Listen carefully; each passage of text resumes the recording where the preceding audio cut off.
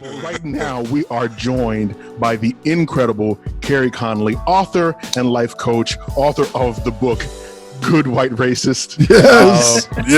Yes. That's quite a title. Yes. For those folks that are not familiar with you, Ms. Connelly, please tell them a little bit about yourself.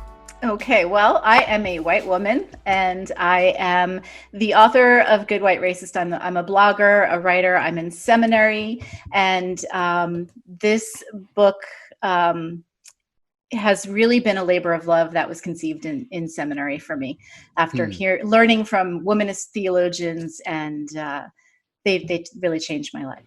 So interesting. So before we continue, you are breaking the mold here on the In the Black podcast. It is April 2nd. It's not April Fool's Day. April 2nd. And you are our first white guest on the show. So let's give her a round of applause, guys. Amazing.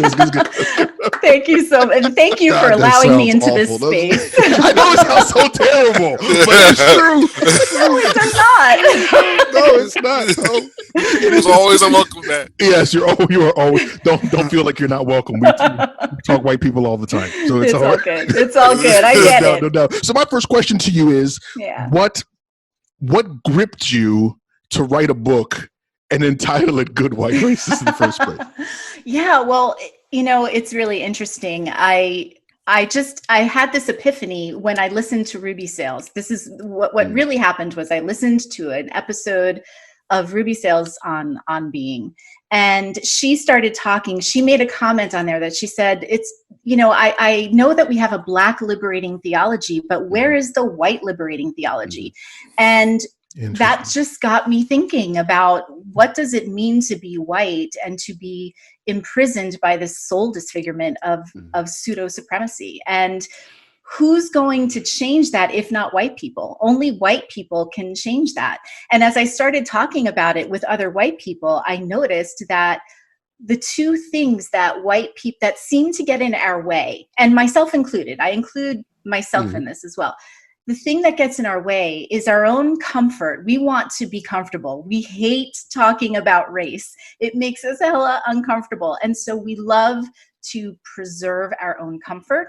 And we also love to defend the perception of our own goodness, right? And most white people, not all, by no means, but most of us really do want to be good, and we really do hate the idea of racism and have no idea and are unwilling to be uncomfortable enough to actually do the work to understand how racism and pseudo supremacy has been embedded in our brains. And so we deny, we defend, and we practice all sorts of machinations to avoid doing that work. And so that's kind of what made me want to write this book, because I know that good people who want to be good, people who don't want to be racist, truly don't want to be racist, still do racist things and still perpetuate racism. And that's why I wrote the book. I'm going to assume that given what you've described about the discomfort that comes with white people having this conversation, that there were a lot of people that were uncomfortable with you trying to have this conversation. Is that fair to assume? Oh, yes, definitely. Definitely. And, it's interesting. A lot of times, especially on social media, I'll get into, we'll call them conversations with people on social media. And a lot of other people will say, why are you doing this? You're never going to change their mind. And I say, because of the people who are watching. There are so many people who have not only people of color. I think it's really important for people of color to see white people talking to other white people about this. I think that's important because it's our labor. It's our job to do this, right? But also there are other white people who want to have these conversations and they don't have the language. They don't know what to say. And that's another reason that I wrote the book, because I know that so many people would come to me and they would say, I get into these conversations with people and I get so frustrated and I don't know what to say. And so a lot of me writing this book was about giving people the lexicon and the language to be able to have those conversations around their own Thanksgiving tables. Go ahead, El. I know you got a bunch of questions to ask. Yeah, I have a ton of questions, Kerry. First, let me say this. I stumbled across you. I'm in the midst of, I guess the popular term would be deconstructing. I like to call it decentering whiteness in my faith. And so I've been listening to a bunch of podcasts, and I happened to stumble upon a podcast where you were on there with Mason, I believe. And hearing you talk about this book, it immediately led me right to my calendar, because this was before the book came out. So I put it on the calendar to make sure I bought the book right away. Now, honestly, I went into the book with a ton of reservations, a ton of, is this going to be the same old typical white bullshit that I hear when it comes to that fluff talk? Yeah, you read about that. Because when you were talking, there were certain words that I tend to looking for when I'm hearing white people talk about racism. One of my pet peeves is people of color. And it drives me as a black man. And Sean is laughing because I know talk about this all the time. And I think it comes from a genuinely positive intention. But for many black people, it's a sign of erasure or dilution. It's including us in the same category with other people. Now, I understand it's a simplified way of including people and not a negative intention, but for me, I bristle at people of color. But when I'm reading your book, clearly this book is not written specifically for black people or people of color. It is clearly written for white people. Yes. My question for you would be, why should black people trust this book? That's a brilliant question, and I appreciate you asking it. And you probably shouldn't. You probably should really. Here, it's interesting. I don't want black people to buy the book. I feel like, and my publisher would hate me for me to say that, but it's you don't need to spend the money on it. You know everything that's in the book already, right? I want white people to buy the book. I would love for black people to tell white people, hey, go buy this book, right? However, if you're going to read it, I hope that you will read it and that you will probe it and that you will question it and that you will make sure that it's right. Another thing that I have tried to learn from my friends who are Black is that when we're in a space that has both white and Black people in it, if all the white people in the room are comfortable, probably the Black people are not. Right. Yes. And that was also something that I had in my head as I was writing this book. I needed to be bold and I needed to speak the truth as I have learned it from my Black friends. And so I hope that if and when Black people do read this book, that they will hear my heart and know that I am willing to learn. So if there's a mistake that I've made in the book, such as using people of color, for example, and you're right, it's a book for white people. And one of the things that I hear from my Korean friends, for example, is, hey, I'm not Asian, I'm Korean, and my issues are different from Black people's issues, right? Mm-hmm. And so as white people, how are we trying to, how do I address it all, right? How do I do that work well? And you just taught me something. So I appreciate you teaching me that.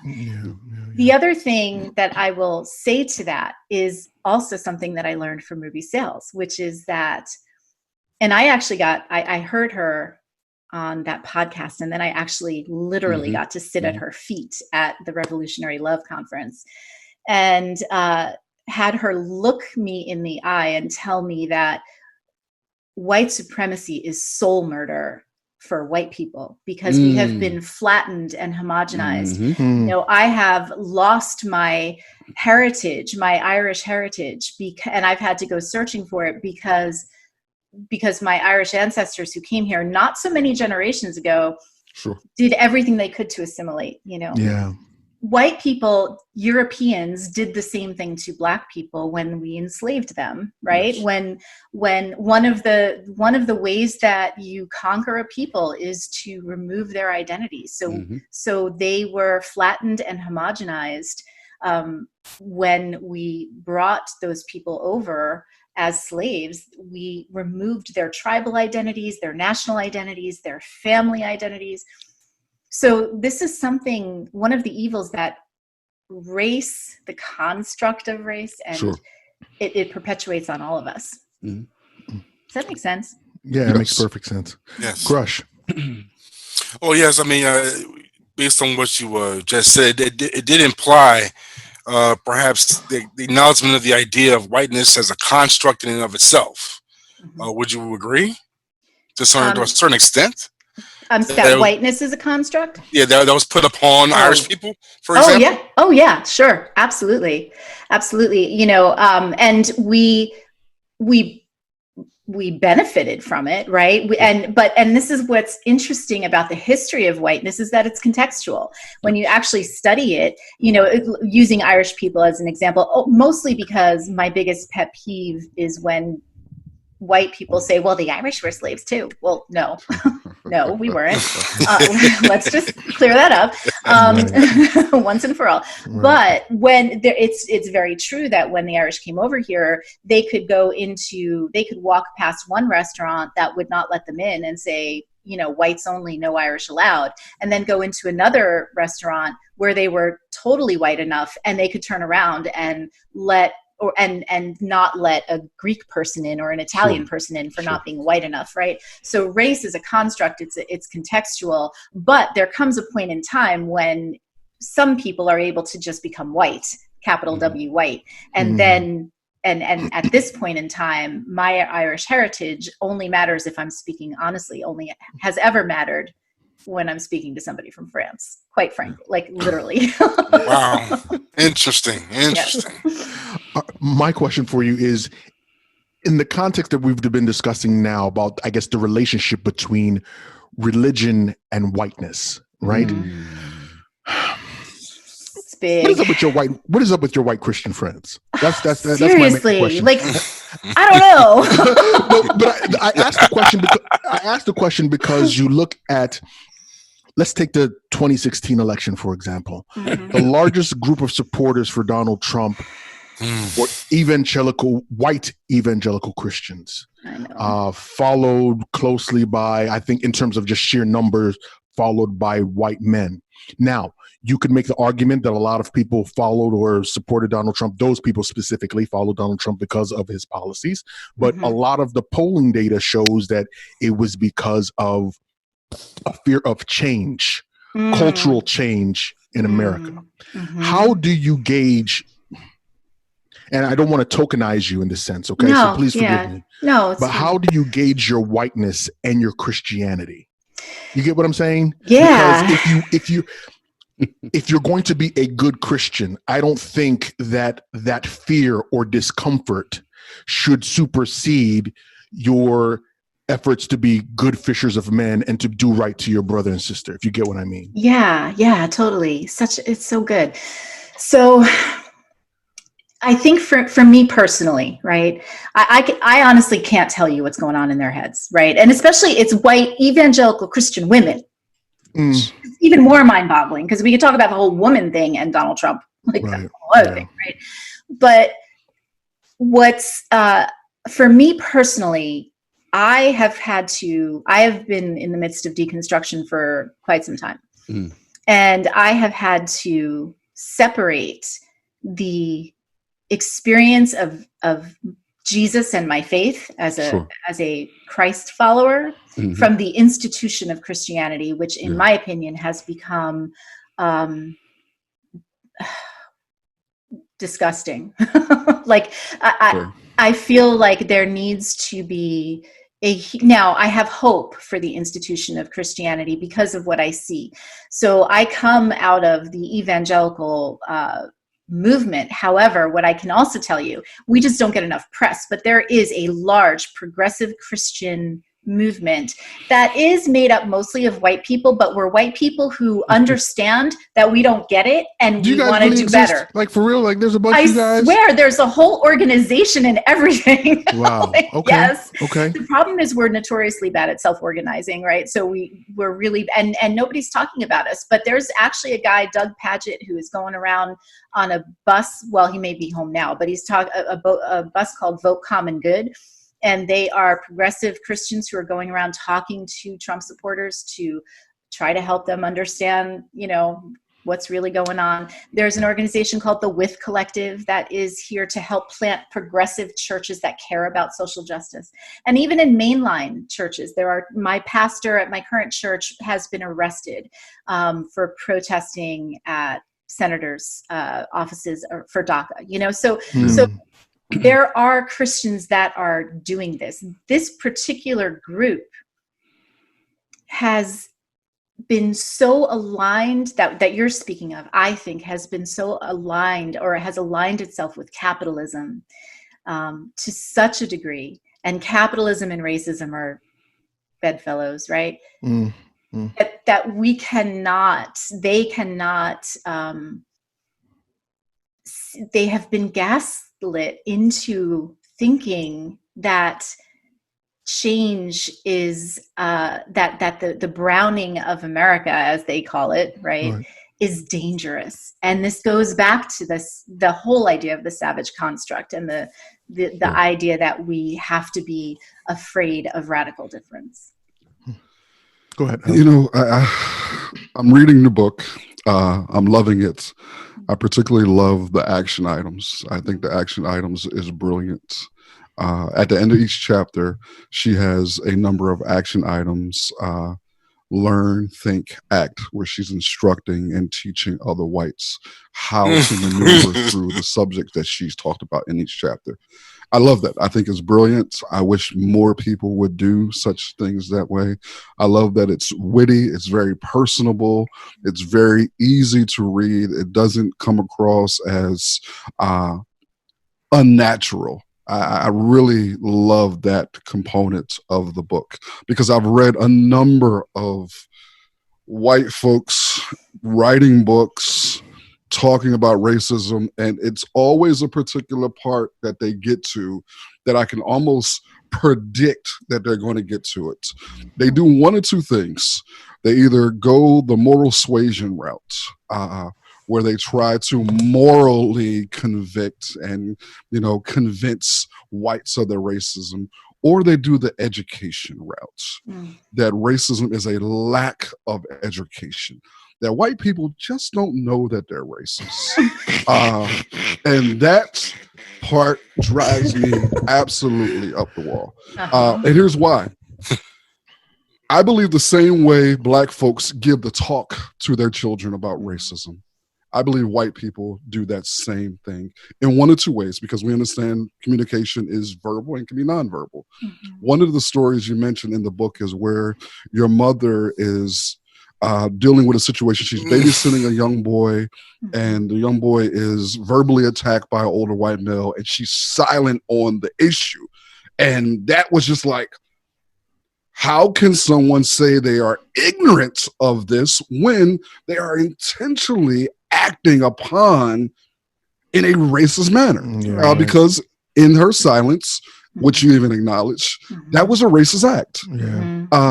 I just want to get your thoughts on the education part, because it seems like you were headed towards that part of the book where you wanted to really educate white people on their racism as if they're ignorant of it. Good question.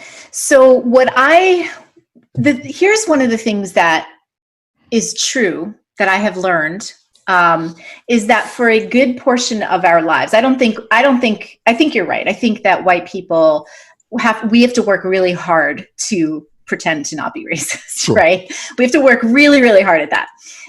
However, that it's powerful because our whiteness is by design is invisible to us, right? Because we work hard every day. So because we never experience the kinds of both microaggressions and the blatant acts of racism and injustice that Black people and other marginalized groups experience, we think it can't possibly happen, or it can't possibly be that bad. And one of the reasons that we don't want to talk about race is because it points to our own whiteness, right? Sure. In our brains, we think we might be talking about blackness or somebody's Asian background or somebody's Latino background, but in actuality, we're talking about whiteness. It's kind of the elephant in the room. Now, I will say, and this is really fascinating, and I almost hesitate to bring it up because it's not my original thought, and I can't remember whose it was, but it was in a class that on the theological ethics of Martin Luther King that Jr. that I heard this in, and that is that before the civil rights movement, we were fine talking about race. Black and white was all over because we had black fountains and white fountains, black bathrooms. So everybody, it was right out there, right? Yep.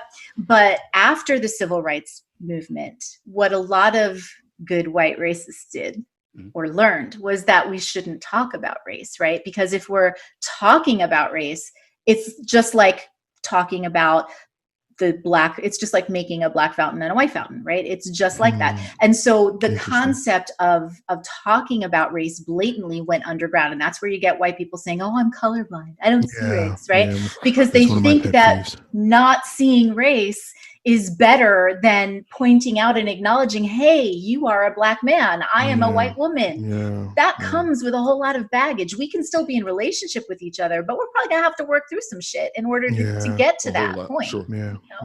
So I think that that white people have been trained, and it's also been proven that systems of dominance become more insidious the more they're called out, right? So as soon as we pass a law that makes a system of dominance illegal, then it goes underground and becomes that much more powerful because it's no longer... there's no checks and balances. It's socially acceptable, right. quote unquote. Right, exactly. How do you talk to your white sisters? And I say that specifically because over the past few years now, it's any social media platform you go on, you're going to see videos of Barbecue Becky's and Permit Patty's and all of these folks. I'm so sorry. I'm so sorry. And I'm at, no, I don't want you to apologize for no, this. I feel like I apologize. I want to understand why. I want to understand how you think your book can help to affect women like that. Yeah. So I think, well, let's be real. Barbecue Becky, I think she's just practicing blatant straight up racism, and I think she's fine with it. Agreed. Right. You would have agreed with that either way. Shut up. I think I was on your Instagram feed. I was checking it out, and there was one about the UPS guy. He was like, what? Mind-boggling, right? I mean, that's just blatant. I'm not okay. I want to hope for them because it's the right thing to do. Such a nice person. I don't know. I don't know if I got it in I me. don't have no hope. So but what I do have hope for, who I have hope for, are the people who truly do think that when they say I'm colorblind, they really are thinking that that's the right thing and just don't understand, right? And I have had fights. I've had plenty of people who have unfriended me on Facebook. I have insulted a lot of people. I've made a lot of people uncomfortable, and I'm okay with that. Like, I'm totally fine with that. I think it's really funny, and I tell this story in the book too. I think it's really funny when people like know who I am, and then they come on to my Facebook page and they poke the beast, and they think they're going to get a different answer, like from what I'm. That's what my I always life. am. Right. What makes you think I'm going to be any different now? And that's kind of what I've noticed. I say in the book that I've noticed this very specific pattern. And so I kind of how people will respond. And so I kind of say, okay, this is what's going to come at me next. Now, I will say this. I try to work really hard not to attack the actual person, but to attack the idea that they're, or the behavior or the things that they are saying, and not the actual person, right? So I might not call a person racist to their face. I will say that was a racist thing to say, right? Because so many of us really do care and really don't want to be racist, and really don't realize that saying something like I'm colorblind is a racist thing to say. And so I want to honor the part of that person that, and listen, the only reason that I do it this way is because I had to do this for myself, right? I had to honor in myself this part of me that was like, I don't want to be like this. This is not who I want to be in the world. And yet, shit, it's. But Kerry, let me ask you this before we pass it to Crush. Yeah. Why do you think white people don't want to be racist? You mentioned that a number of times, that you feel like they don't want to be. And for me, it's almost like if you're aware, they have every benefit to be. I mean, the power exactly. structure. Yeah. So why even change if I'm in a power position? What reason do I have? Because my religion backs up my power play. Patriarchy backs up my power play. Capitalism backs up. What reason do you have that makes you feel to add to what Elle is saying? I mean, especially for white women, I mean, the proximity to patriarchy and to white power structure. I mean, you fight for women's rights, but you're not really. I'm going to let you answer the question. I'm sorry, my bad. No, we got a lot of power. We are. I am one step away from the top of the privilege heap. You know, like what? Yeah, as a white middle class. She knows that, Elle. You didn't have to confirm it. Yeah. For the listeners. So I think that it's a paradox. I think it's not an if and in most cases, right? Like I'm not talking about neo-Nazis, right? That's not who I'm not talking about that. And even Barbecue Becky, I think she's so deeply ingrained in it. She doesn't care. Like she gets off on that, whatever. But I think most of us are I think all human beings are paradoxes, right? We hold within our beings a desire to do good, and we can recognize humanity, our own and somebody else's, and yet we also are motivated by fear. And I think that the fear comes from, and this is why I am a white person in anti-racist spaces, and I receive a lot of criticism for that from which you do. From Black people and from white people. Wow, I can imagine. Yeah, and the reason that I am in this space, I can't speak about Blackness, but I can speak about whiteness, and I believe that white people have suffered a failure of imagination to imagine a different way for us to be. We don't know what we could be without the construct of pseudo supremacy. And so that was part of the reason why I wanted to start this. And I will probably try to pursue a PhD in this work, because I want to start us imagining a different way to be. And right now, like Andre Henry, who, if you don't follow him on Facebook, you should totally follow him. But he says, he questions whether white people can really do that, because isn't it self-annihilation? And I say, the same thing.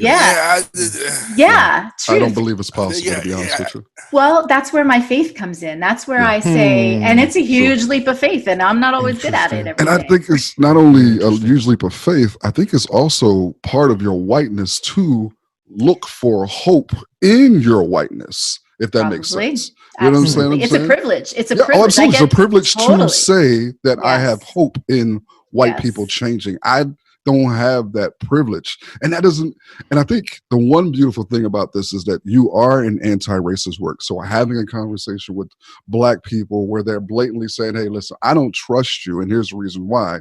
There's not, oh my God, there's no big blowback here. But for people who hear me on a daily basis have these conversations publicly, saying, listen, I don't trust white people, and here are the reasons why. Define what a white ally is. Oh, that's not a white ally. That's just some white person cheerleading behind me, not putting up any time, talent, or resources to support my efforts. It's like I don't have the privilege to be open openly accepting of a white woman who wrote a book called Good White Racist. I get it. And you know, the truth is that I appreciate you saying that, and I don't even ask that of you. Like I've that's the beautiful thing about it. Yeah. Like I've kind of learned that, like it's cool. It's totally cool if Black people are like, I don't know. Like, I don't blame you. You know, let me prove it to you. It's okay. Yes. Right. It's okay. And you know, the other thing too is that this is, because this is white work. It's our work that we have to do to change ourselves. We don't, and I'm not saying we don't need your you to say to us that it's okay for us to do this work. It's just work we should be doing, right? Like, so in other words, it's okay that you're just going to stay in your own lane, and I'm going to be over here doing my work and hoping that my white siblings are going to come along with me, right? God bless you. Sure. Now, at the same time, I also I have to acknowledge that everything that I've learned about this topic, I've learned from Black people and from my Korean friends and from my Latina friends, and so I always point people eventually, white people, back. I do see you do that. Yes. Them. Yeah. Because ultimately we have to submit to Black leadership to learn about how we have done harm to Black people. Yeah. Crush, go ahead. I know you've been bubbling with a question. Go ahead. Oh, well, no, I mean, everyone's kind of addressed it more or less, but I guess, you know, the idea of white people confronting the very construct of their comfort of their whole existence seems like the mystery of the century. Yeah. I find it fascinating, almost from a scientific level. The idea of someone, you know, confronting the system that gives them everything. Yeah.